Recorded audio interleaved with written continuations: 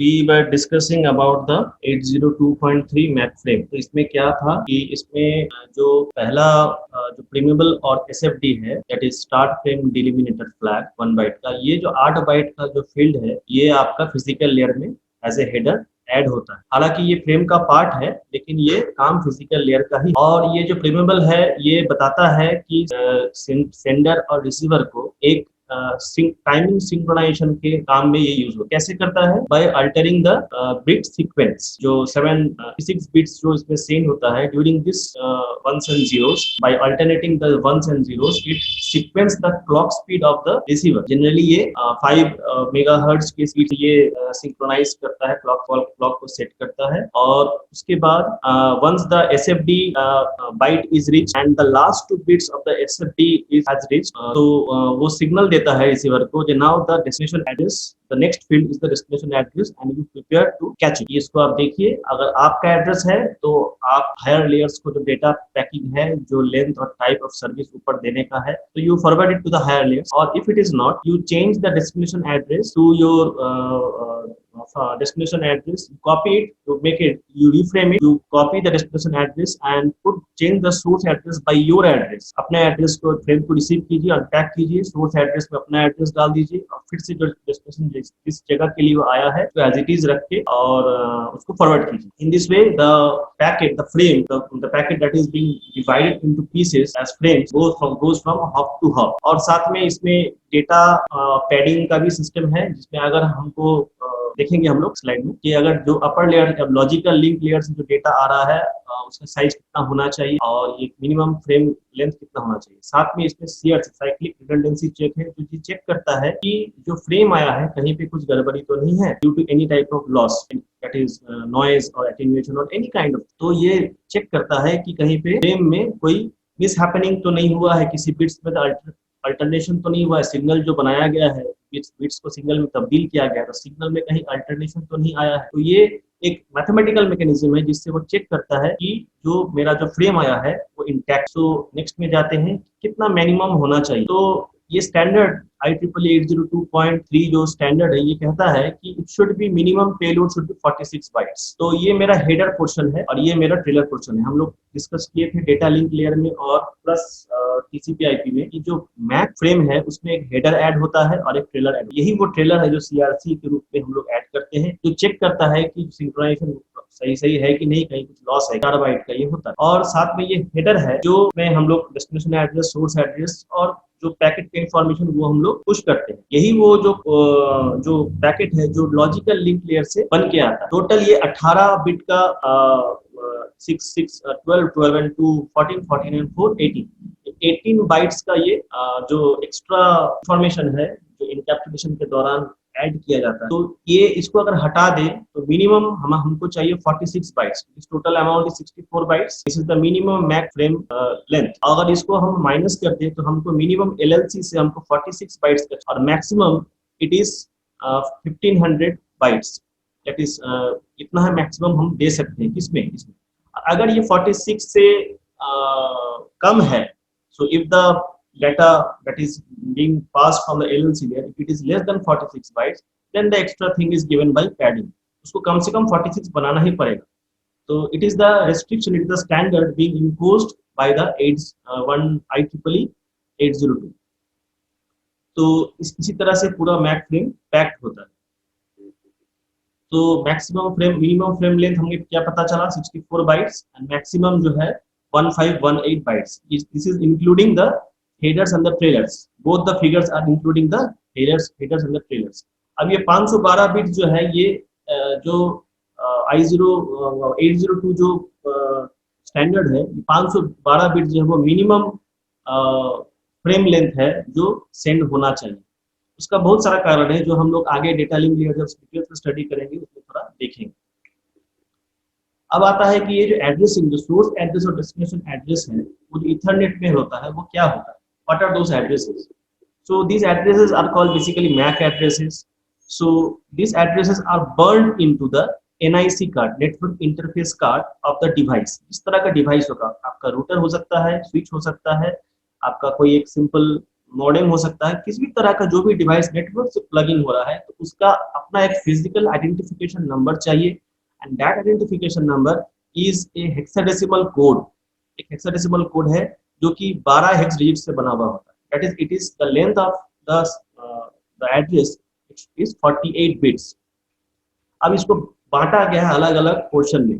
कुछ पोर्शन इसका जो है, जो 24 बिट्स जो है, ये वेंडर असाइन होता है। ये वो नंबर होता है जो आपके सिस्टम को नेटवर्क में फिजिकल आइडेंटिफाई करता है। ये वेंडर द्वारा दिया गया नंबर है, ये परमानेंटली होता है। हालांकि कुछ सिस्टम जो हैं, जैसे कि मशीनटोस में आप इसको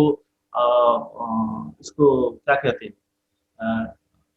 रेप्लिकेट कर सकते हैं, वर्चुअल, आप वर्चुअल Ethernet address ले सकते हैं। Some operating systems allows you to take virtual Ethernet address, but in general case it is always vendor assigned. So पहला 24 bits जो है, that is from the first, this one is the least significant bits जो है वो vendor के द्वारा दिया हुआ होता है। अलग अलग कंपनी का अपना अलग अलग नंबर होता है।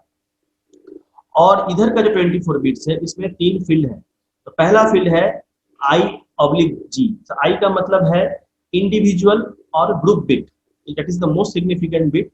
ये बिट एक बिट का होता है, इट इज 47 बिट, और ये दो चीज को निरूपित कर सकता है। आइदर इट कैन बी ए, ये बताता है कि वो जो मैक एड्रेस, जो पूरा एड्रेस है, वो किस तरह का एड्रेस है। कि ये अगर हम हेडर में डाल रहे हैं एड्रेस, हम सोर्स से डेस्टिनेशन बना के हेडर में डाल रहे हैं, तो क्या ये सोर्स पोर्शन में ये एड्रेस दिखेगा या नहीं दिखेगा। If I is equals to 0, that is group bit, I और G bit is equals to 0, अगर ये बिट 0 हो जाता है, तो ये बताएगा कि ये सोर्स, इसका एड्रेस, मैक एड्रेस जो है, सोर्स एड्रेस में रिफ्लेक्ट होगा या नहीं होगा।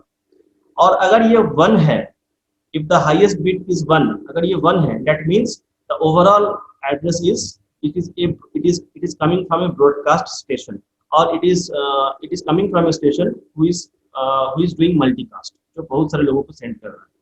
तो ये पहला बिट ये बताता है कि वेदर, अगर ये 0 है, बताता है कि ये सोर्स एड्रेस में ऐड होगा या नहीं होगा, that is the MAC address source address में ऐड होगा या नहीं होगा।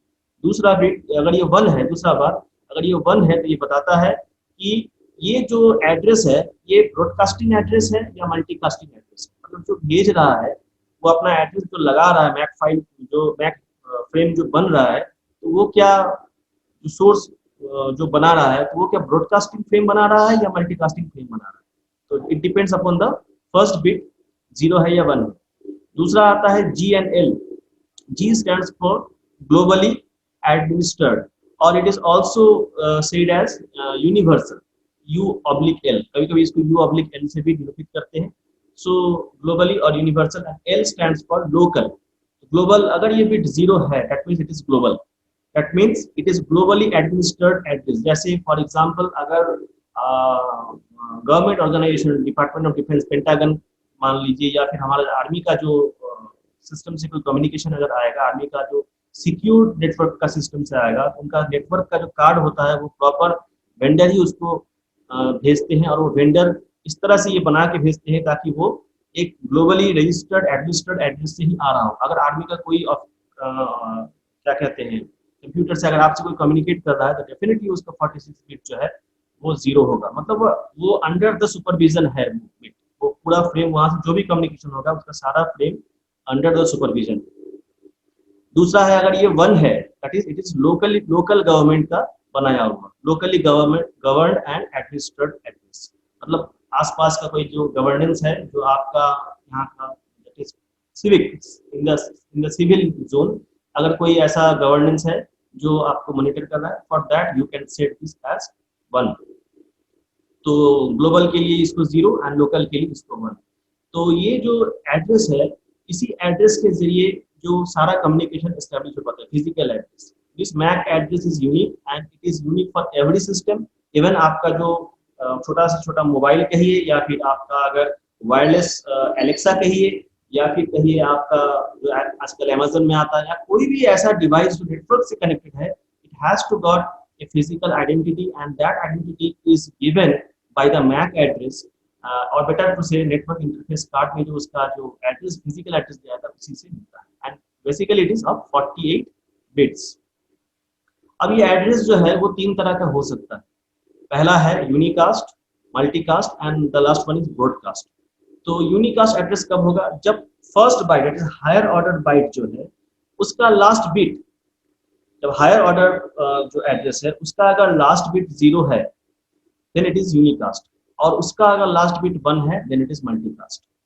तो यहाँ 2 बिट्स था और यहाँ पे 1 बिट है, तो इन इन दोनों से हमको पता चलता है, ये लास्ट बिट से पता चलता है ये मल्टीकास्ट, यहाँ से पता चलता है ये मल्टीकास्ट आ कहाँ से रहा है दैट इज ग्लोबल और लोकल, और यहाँ से पता चलता है ये भी बिट ऑन हो जाएगा कि अगर ये इंडिविजुअल और ग्रुप बिट अगर ये 1 हो जाता है that is it is broadcast और मल्टीकास्ट। मतलब इन केस ऑफ मल्टीकास्ट और broadcast this bit and this bit has to got be 1, दोनों को 1 होना पड़ेगा, बाकी जो बिट्स है वो अपना इंफॉर्मेशन जैसा कैरी करेगा वैसा करेगा। मल्टीकास्ट का मतलब है कि एक सोर्स है और सिलेक्टेड सम डेस्टिनेशन है जिसके पास इंफॉर्मेशन जाना है। यूनिकास्ट का मतलब है इट इज 1 to 1 कम्युनिकेशन, एक एड्रेस दूसरे फिजिकल एड्रेस से यूनिकली कम्युनिकेट कर रहा है।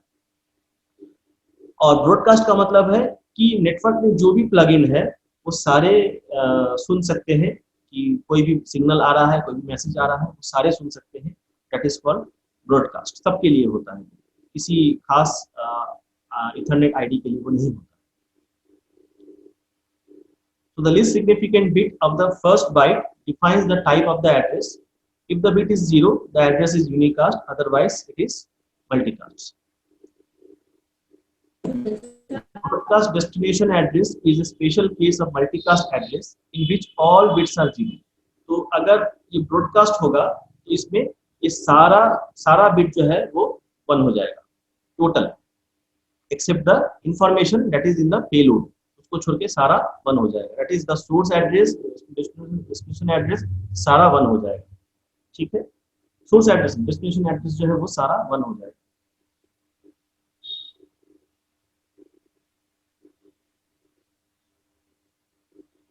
छोटा सा एग्जांपल है कि 3 तरह का एड्रेस है, तो एक है ये ए बी एंड सी। तो इसमें अगर हम देखें कि which is unicast and which is multicast and which is broadcast, तो if we see that, तो पहला जो इसका जो है that is कोड A, तो लास्ट बिट इसमें A है, अगर A को हम बाइनरी में कन्वर्ट करें सो इट इज 0, 0 का मतलब है इट इज यूनिकास्ट, क्योंकि वहां अगर 1 होता तो वो मल्टीकास्ट होता। साथ में दूसरा वाला ऑप्शन में ये 7 है, तो 7 अगर को हम बाइनरी में कन्वर्ट करेंगे तो वो 0 1 1 1 आएगा। सो इसका जो लास्ट बिट है, पहला जो 4 है उसका भी 4, तो 4 4 मिला के 8 हो गया। ये जो 1 है ये लास्ट बिट है of the first byte and it is 1, that is why this multicast. And ये जो है इसमें सारा F है, इसका मतलब ये ब्रॉडकास्ट। तो कोई भी ब्रॉडकास्ट एड्रेस का अगर हम मैसेज बनाते हैं तो उसका सारा जो इंफॉर्मेशन होता है वो F में तब्दील हो जाता है, मतलब वो सबके लिए है, कोई बाइफर्केशन नहीं है। मतलब ये जो फील्ड्स है ये बाइफर्केशन के लिए है कि किस तरह के इथरनेट के पास जाना है। तो अगर सबके पास जाना है तो रैंडमली इसको बाय डिफॉल्ट सबको 1 बना दिया जाता है, कुछ भी इसमें 0 नहीं रहता है।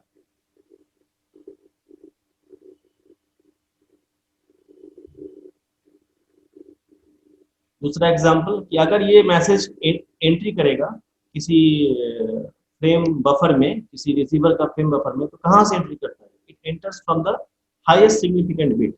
तो the highest significant bit is read first, क्योंकि यहीं से हमको पता चलता है कि ये किस तरह का मैसेज है, ये मल्टीकास्ट है या किस तरह का ग्रुप से आ रहा है, that is whether it is coming from individual group और इट इज ग्लोबल और locally administered. Next section was about the what, उसका जो OUI नंबर है इट इज यूनिक नंबर, उससे पता चलता है। तो ये पहले from the left and it starts picking the bits, तो इसके आधार पे वो चेक करता है कि ये जो एड्रेस है वो आइडेंटिफाई करता है कि किस नोड से वो आ रहा है। अब है कि कैटेगरीज ऑफ स्टैंडर्ड इथरनेट। तो इथरनेट जो पहला इथरनेट बना उसका that is generally named as standard Ethernet.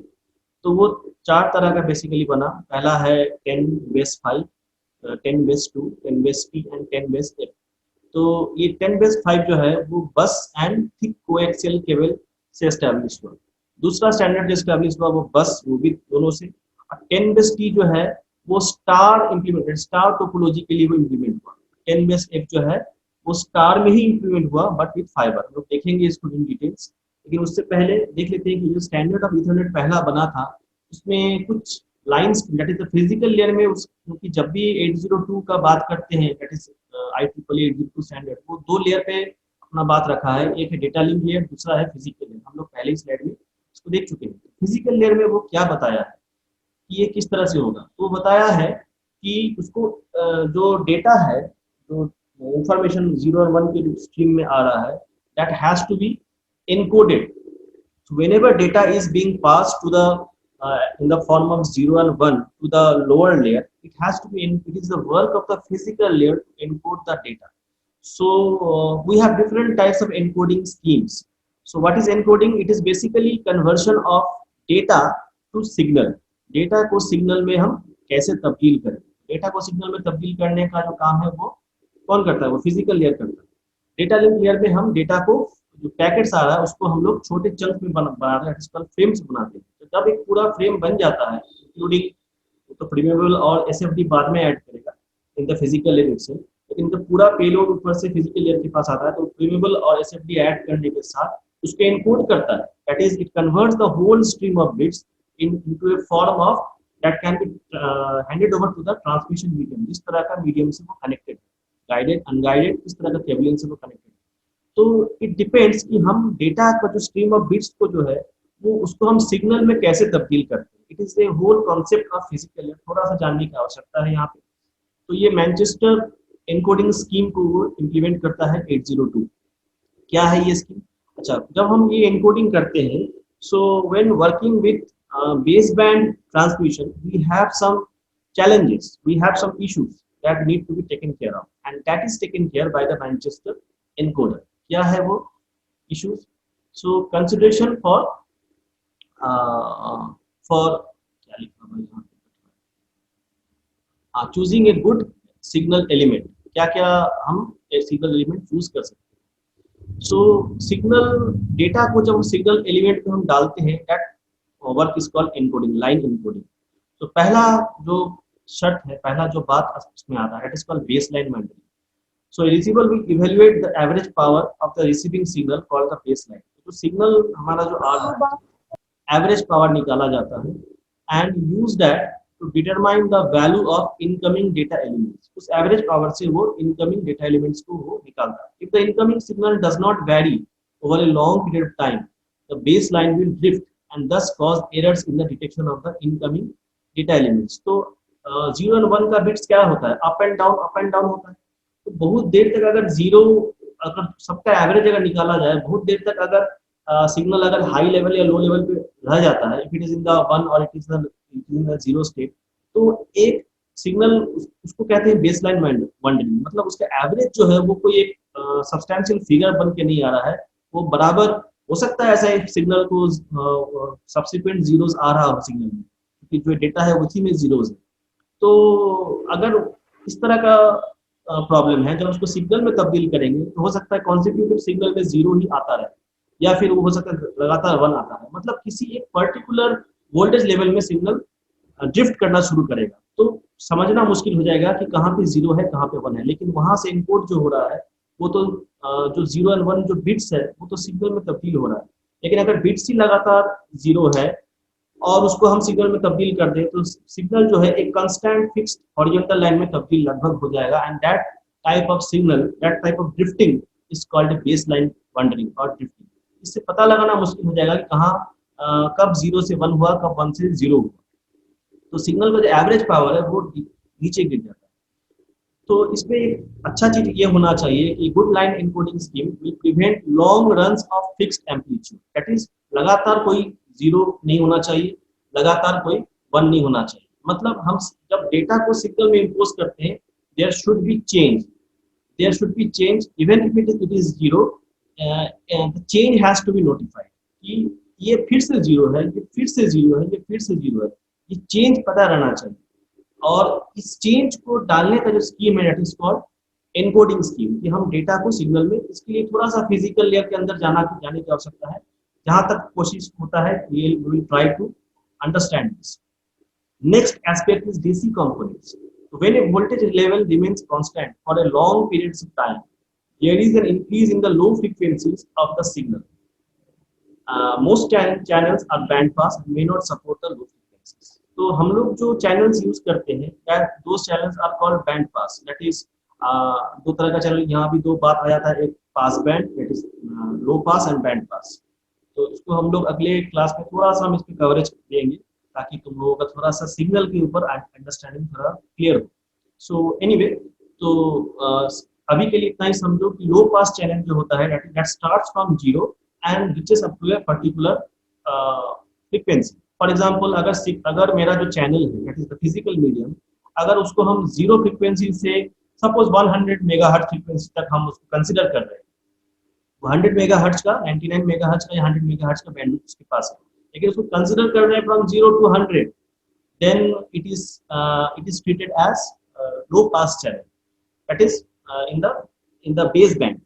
अगर उसी 0 से 100 को अगर हम शुरू ही करें 200 to 300, then it becomes a band pass. That is हम उस bandwidth को यूज कर रहे हैं लेकिन not from lower frequency.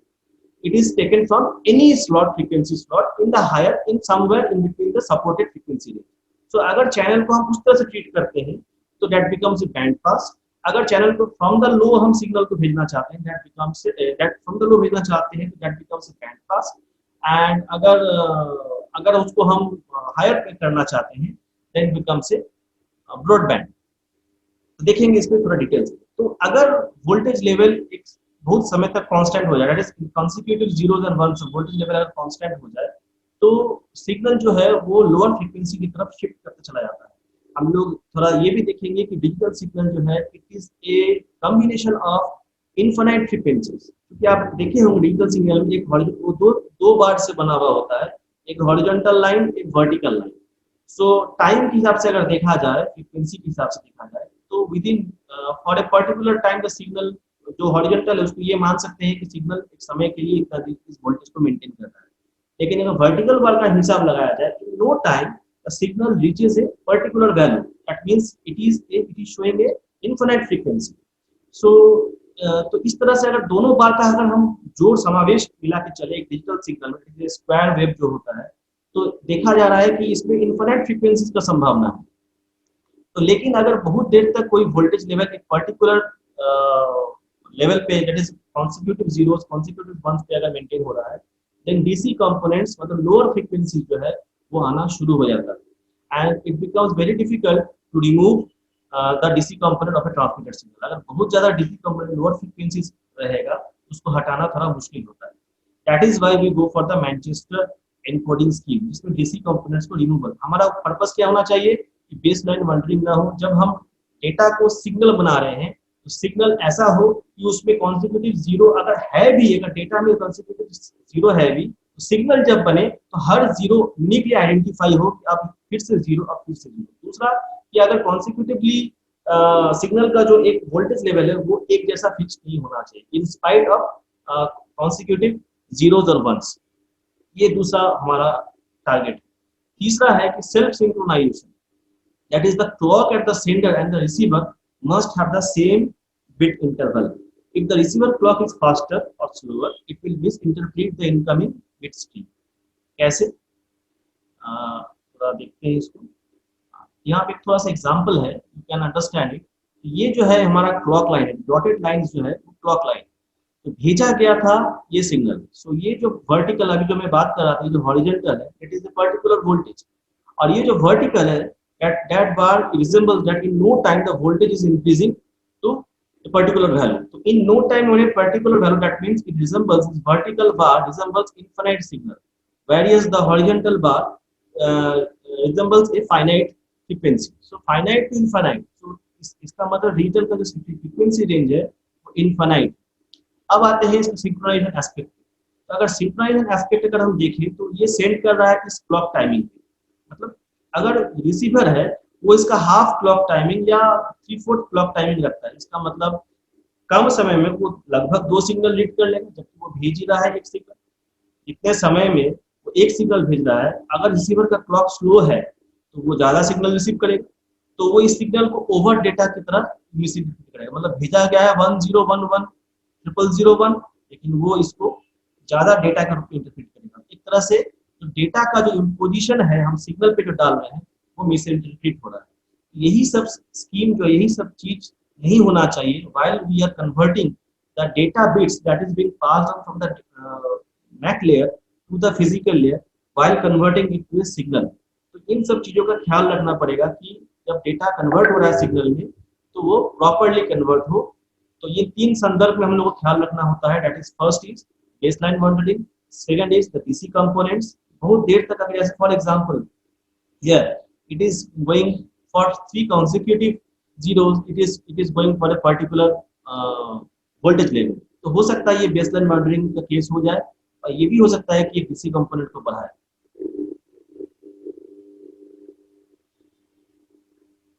अब इसमें थोड़ा सा डिटेल्स में आते हैं कि what is Manchester and what is differential. यहाँ पे जो बदलाव किया गया देखिए आप कि you can easily C Manchester encoding में जो जीरो को हम एक चेन से दिखाते हैं, वन को दूसरे चेन से दिखाते हैं, फिर जीरो को एक चेन से दिखाते हैं, फिर जीरो को फिर चेन से ही दिखाते हैं।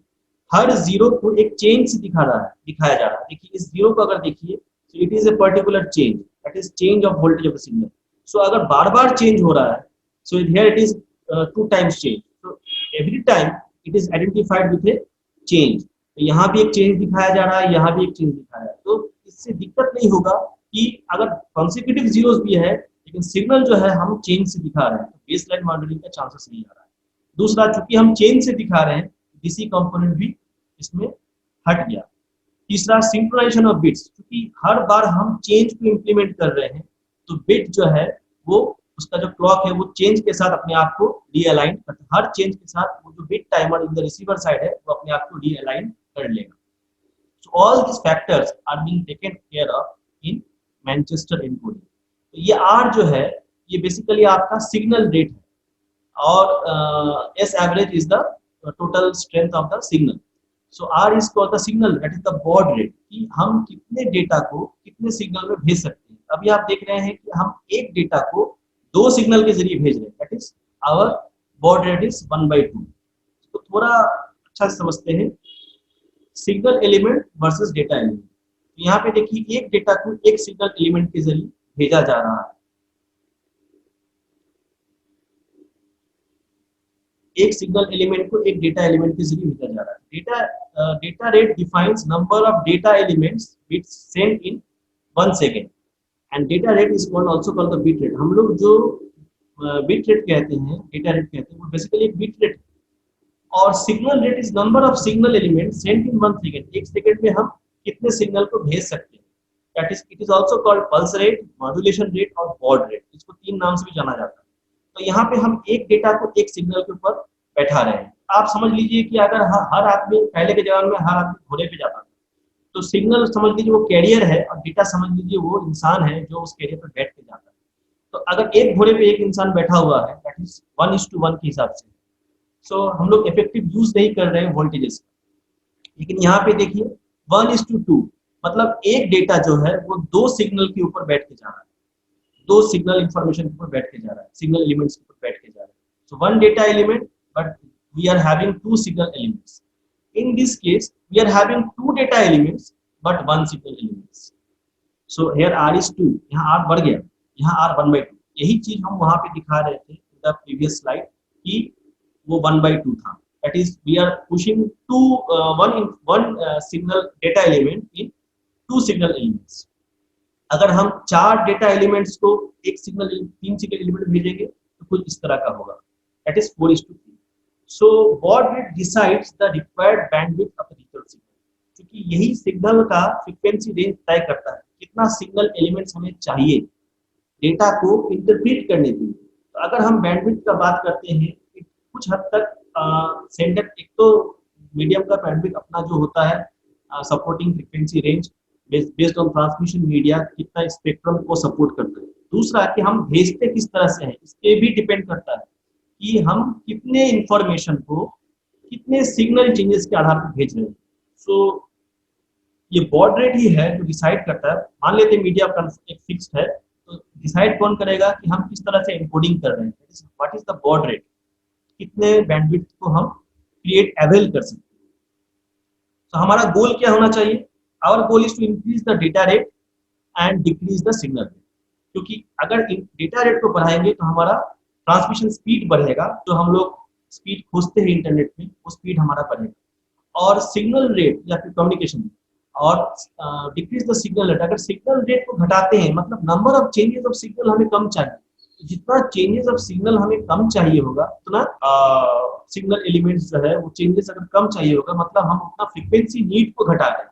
तो ये दोनों जो सिचुएशन है ये विन विन सिचुएशन, इसी को एक बैलेंस पाने के लिए हम लोग एनकोडिंग स्कीम में जाते हैं कि कितने सिग्नल डेटा एलिमेंट्स है सिग्नल एलिमेंट्स में हम इंपोज कर सकते हैं। That's why we have studied about the Manchester encoding.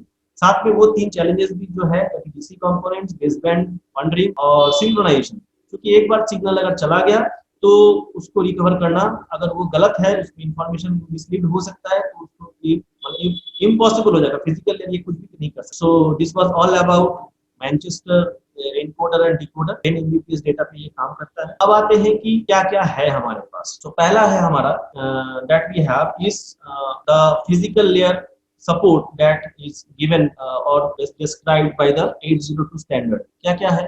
10 base 5, 10 बताता है कि कितना स्पीड में हम डेटा को सेंड कर सकते हैं, बेस बताता है कि किस टाइप ऑफ सिग्नल होगा, हम इस पर अगले क्लास में बात करेंगे बेस बैंड क्या है एंड ब्रॉडबैंड क्या है, हम बहुत अच्छे से थोड़ा डिस्कशन करेंगे ताकि तुम लोग को थोड़ा आइडिया हो, और कुछ एग्जांपल्स भी होगा तो हम लोग बात करेंगे। और ये 5 बताता है कि कितने डिस्टेंस तक ये सिग्नल कवरेज देगा, मतलब किस तरह का केबल यूज होगा और ये सिग्नल कितने डिस्टेंस तक जाएगा। तो इसमें एक थिक इथरनेट होता है, एक मोटा सा कोएक्सियल केबल होता है जिसमें हम लोग पंचिंग करते हैं और उसमें ट्रांसीवर्स लगा हुआ होता है। तो ये थिक इथरनेट में ये वन वे कम्युनिकेशन है, मतलब कोई एक ही सिग्नल एक बार में रह सकता है, या तो इसका होगा या फिर इसका या फिर इसका या फिर कोई एक ही रहेगा, वन वे कम्युनिकेशन। लेकिन ये जो ट्रांसीवर और ट्रांसीवर केबल जो है ये 2 वे होता है, और इसका जो मैक्सिमम लेंथ है वो 500 मीटर का हम ले सकते हैं थिक कोएक्सियल केबल। इसके बाद एटेन्यूएशन स्टार्ट हो जाता है और इसका जो है वो 50 मीटर का हम ले सकते हैं। अब है कि इसमें 2 बात आता है कि जब more than one station are trying to access the media there is a problem of collision. हम भी बोल रहे हैं, तुम भी बोल रहे हो, अभी जैसे हम बोल रहे हैं तुम लोग सुन रहे हो,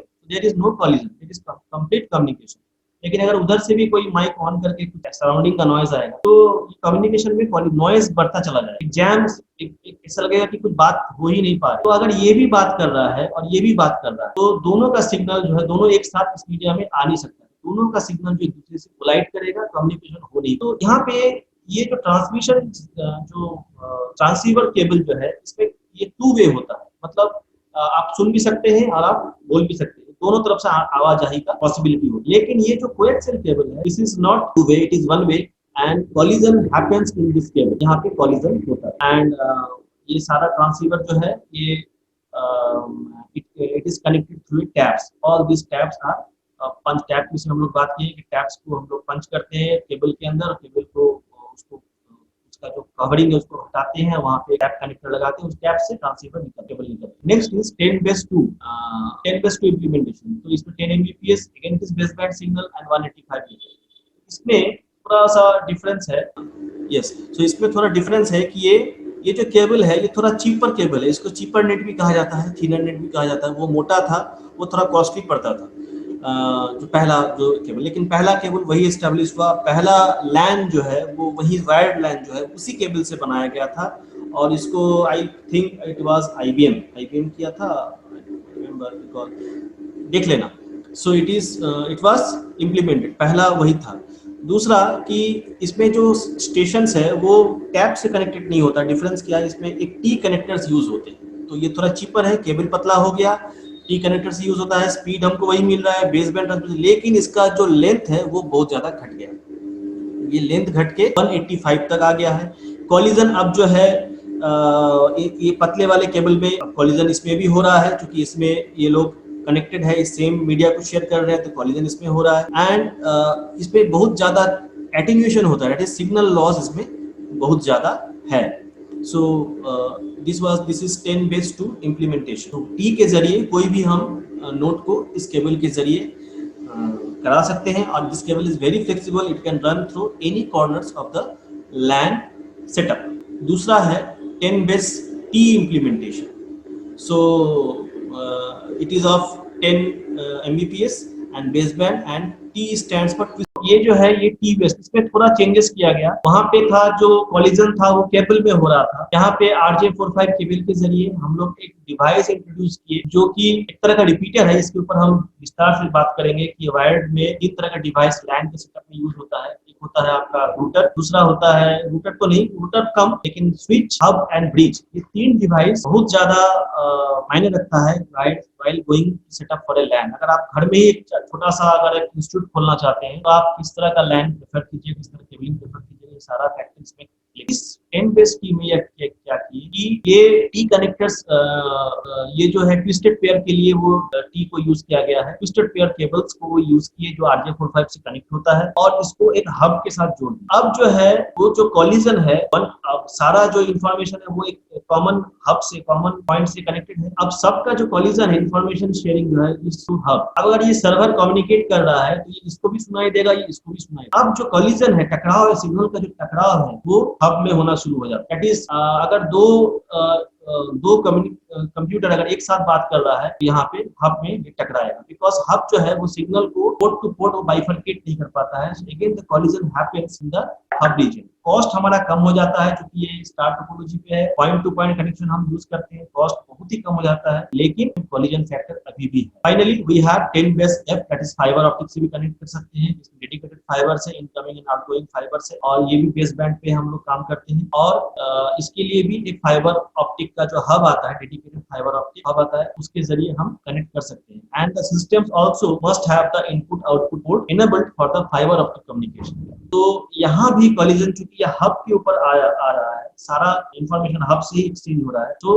again the collision happens in the hub section. तो ये जो स्टैंडर्ड है ये बहुत दिन तक चला, 802.3 जो है बहुत दिन तक चला। 2 और 3 के बाद इसको चेंज किया गया कि कॉलिजन जो है 2-3 चैलेंज इसमें आ रहा था। पहला कि इसमें ज्यादा एमबीपीएस का बैंडविड्थ हमको सपोर्ट ज्यादा मिल नहीं रहा, पहला। दूसरा चैलेंज क्या था कि कॉलिजन बहुत ज्यादा होगा। तीसरा क्या था कि हमारे पास अच्छे डिवाइस नहीं है कि हम लोग इस सिस्टम को, क्योंकि इन दोनों फैक्टर्स के कारण बैंडविड्थ, हम लोग इस लैन को स्केल नहीं कर पा रहे हैं। ज्यादा सिस्टम्स प्लग इन करेंगे, ज्यादा कॉलिजन होगा, ज्यादा कॉस्ट इफेक्टिव भी नहीं। For that they change the standards. So 10 Mbps standard has gone through several changes before moving to the higher data rate. These changes actually open to the road of evolution of Ethernet. तो ये बहुत बड़ा change है, आज की date में भी ये चेंज इम्प्लीमेंटेड है। कहीं भी स्टैंडर्ड ऑर्गेनाइजेशन में या एमएनसीज या कॉर्पोरेट वर्ल्ड में चले जाइए, आप इन सारे चेंजेस को आइडेंटिफाई कर सकते हो। वो 2-3 चेंज किए। वो जो केबलिंग यूज हो रहा था वो सारा वन वे केबलिंग था, फुल डुप्लेक्स ईथरनेट नहीं। दूसरा क्या था कि वो हब, वो जो डिवाइस है केबल के कारण वो कॉलिजन, दो जगह मेन बात है बैंडविड्थ, दूसरा बात है कॉलिजन। तो केबल में कॉलिजन हो रहा था, अगर केबल को बदल के हम हब डाल रहे थे तो हब में कॉलिजन हो रहा था। तो वो दो एलिमेंट इंट्रोड्यूस किए डिवाइस जो लैन के सेटअप में काम आता है, that is called bridge, other is switch. So they introduce the concept of bridging A circuit, bridging a network, and they also introduce switching the connections. ये तीन कांसेप्ट को इंट्रोड्यूस किए और ड्रास्टिकली ईथरनेट का जो स्पीड है वो बढ़ गया विद सेम केबलिंग। इसी केबलिंग के जो हमारा जो स्टैंडर्ड केबलिंग था उसमें स्पीड बढ़ गया। क्यों? क्योंकि हमारा जो बैंडविड्थ सपोर्ट वो बढ़ गया, साथ में कॉलिजन घट गया और साथ में टू वे कम्युनिकेशन हमको मिला। तो ये बहुत बड़ा चीज है जो आज की डेट में भी इंप्लीमेंटेड है most of the organization. Time is over, हम लोग नेक्स्ट क्लास में देखेंगे ये